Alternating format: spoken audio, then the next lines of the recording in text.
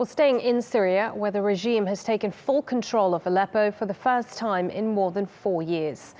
The final convoy of people left the rebel enclave from the eastern part of the city late on Thursday. More than 37,000 people have been evacuated to places like Idlib and rural Aleppo. Meanwhile, Syrian state television has shown pictures of regime supporters celebrating the retaking of Aleppo. In an address, the army declared victory over rebel forces. The General Command of the Army and Armed Forces announced the return of safety and peace to the city of Aleppo after the last of the terrorists and armed groups have exited. This is a strategic and important development in the fight against terrorism and a blow to those who support the terrorists.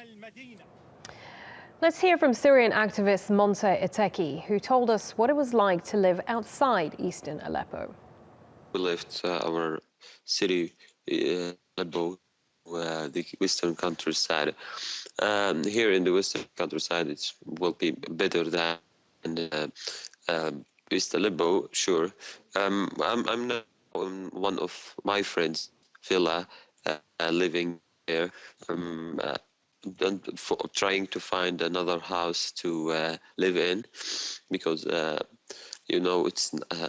it's hard to find because of all those people who evacuate or is displaced from besieged Aleppo to the countryside of Aleppo or to everything here available, not like what in Aleppo before, and it's good during these days. It's hard to feel about when you are displaced from your city for the criminal who occupied your city by all these crimes which unaccounted and and unpunished by the international laws, which supposed to be protecting us.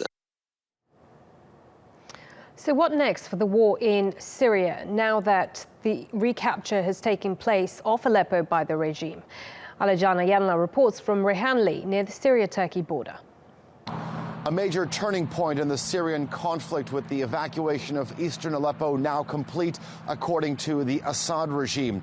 Not only does this mean it's the biggest victory to date for the regime, but it also means that it now controls the country's 4 largest cities, with little to none opposition presence in the large urban areas. Clearly a major setback for the opposition and rebels, with any possible political solution on the crisis seemingly unlikely in the short term.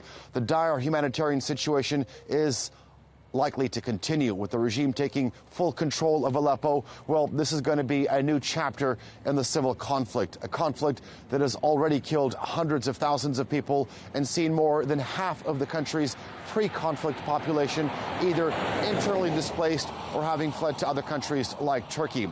The tens of thousands that have fled Aleppo will be joining the many more in the countryside of Idlib in camps, shelters, and hospitals.